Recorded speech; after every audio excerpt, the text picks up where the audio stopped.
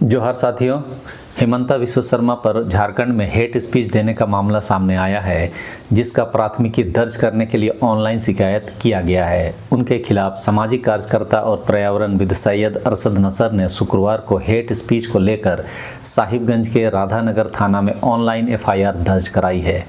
नसर ने लिखित आवेदन में कहा है कि गुरुवार को राधानगर थाना के उधवा हाई स्कूल मैदान में हिमंता विश्व शर्मा ने भाषण दिया, जिसमें उन्होंने हिंदू, मुस्लिम और आदिवासी समाज में नफरत पैदा कर आपसी भाईचारा को खंडित किया है।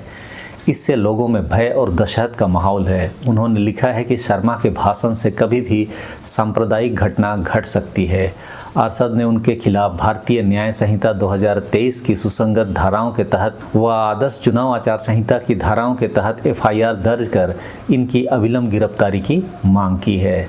देखा जाए तो भारतीय जनता पार्टी के ऐसे नेता विवाद पैदा करने के लिए ही भाषण देते हैं। सांप्रदायिक ध्रुवीकरण इनके एजेंडा में होता है। जब इनके ऊपर एफआईआर दर्ज करने के लिए आवेदन दिया गया, इसका मतलब हिमंता विश्व शर्मा अपने काम में सफल हो गए हैं। इनका काम विकास का नहीं है, बल्कि भारतीय जनता पार्टी घृणा आपस में पैदा करना, एक समुदाय को दूसरे समुदाय से लड़ाना और उनसे उत्पन्न हुए दंगा से आपदा में अवसर ढूंढना होता है। यह पहला मामला नहीं है। इसके पहले भी 2 नवंबर को चुनाव आयोग से हिमंता विश्व शर्मा के खिलाफ इंडिया ब्लॉक के चारों दलों झामुमो, कांग्रेस, राजद और माले ने चुनाव आयोग से शिकायत दर्ज कराई थी।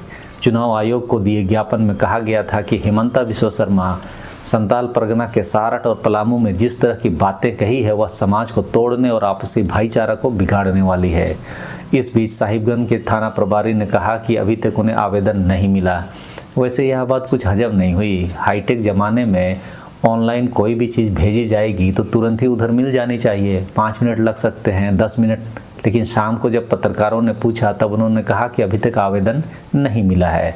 इसके 2 कारण हो सकते हैं, या तो उन्हें ईमेल खोलने नहीं आता और दूसरा मिले होने पर भी अनभिज्ञता जता रहे हैं। लेकिन उन्होंने यह भी कहा कि पोर्टल पर आवेदन आने के बाद सीनियर ऑफिसर के निर्देश के आधार पर प्राथमिकी दर्ज की जाती है।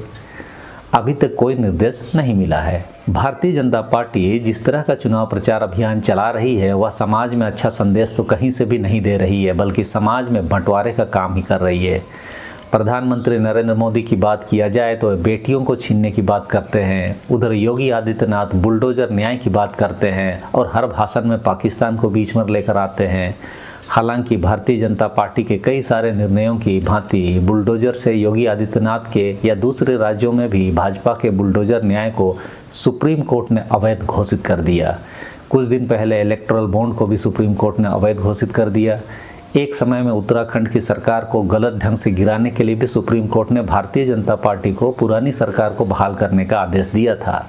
ऐसे कई निर्णय हमें मिलेंगे जिसमें भारतीय जनता पार्टी की केंद्र और राज्य सरकार के निर्णयों को सुप्रीम कोर्ट को पलटना पड़ा है। इसका सीधा मतलब है कि भारतीय जनता पार्टी की जो नीतियां हैं वो संविधान के अनुकूल नहीं हैं, कानून के अनुकूल नहीं है। इसीलिए जनता में यह संभावना बना हुआ है कि भारतीय जनता पार्टी यदि सत्ता में आती है तो संविधान का और विभिन्न कानूनों को बदलने का प्रयास करेगी। हालांकि भाजपा नेताओं के भाषण में तो संविधान बदलने की और दूसरे विभिन्न कानूनों को बदलने की बात हम सुनते ही रहे हैं।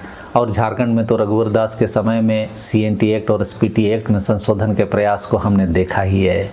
इस बार भी यदि सत्ता में आती है तो ऐसा प्रयास भाजपा करेगी, इस बात से आप इनकार नहीं कर सकते। सांप्रदायिक भाषण देकर ये लोग मूल मुद्दों से आपका ध्यान भटकाना चाहते हैं। यदि आप भटक गए तो इनका मकसद पूरा हो जाता है और वे लोग धार्मिक ध्रुवीकरण से अपने वोट सुरक्षित कर लेते हैं। राज्य की जनता यदि जागरूक हो जाए तो इन लोगों की सभाओं में तो उन लोगों को जाना भी नहीं चाहिए, जहां आपको झूठ और फरेब भी सुनने को मिले, एक दूसरे के प्रति घृणा करने का उपदेश मिले। तो ऐसी सभा में जाने से तो अच्छा है घर में बैठे रहना। ये लोग नहीं सुधर सकते क्योंकि इनकी शिक्षा मनुस्मृति से है, न कि संविधान और जनता के उपयोग में आने वाले कानूनों से है। ये अगर हिंदू मुस्लिम, हिंदू ईसाई, पाकिस्तान, बांग्लादेशी घुसपैठी आदि मुद्दे ना उठाएं तो इनके भाषण 4 मिनट में ख़त्म हो जाएंगे। इनके सांप्रदायिक भाषणों पर मेरा तो कहना है कि झारखंड के हर थाने पर मामला दर्ज किया जाना चाहिए। उसी जगह पर यदि इंडिया गठबंधन के किसी व्यक्ति ने ऐसा कुछ कहा होता, जैसे कि राहुल गांधी के मामले में हमने देखा है कि देश के विभिन्न थानों में ये लोग मामला दर्ज कर देते हैं। जिस तरह की भाषा हिमंता बिस्वा शर्मा झारखंड के अलग अलग क्षेत्रों में आपसी विवाद बढ़ाने के लिए कर रहे हैं, उसका झारखंड के सभी थानों में मामला दर्ज कर लिया जाना चाहिए, ताकि यह 365 दिन थाने के चक्कर लगाते रहें, कोर्ट के चक्कर लगाते रहें। सबों को झारखंडी जोहार।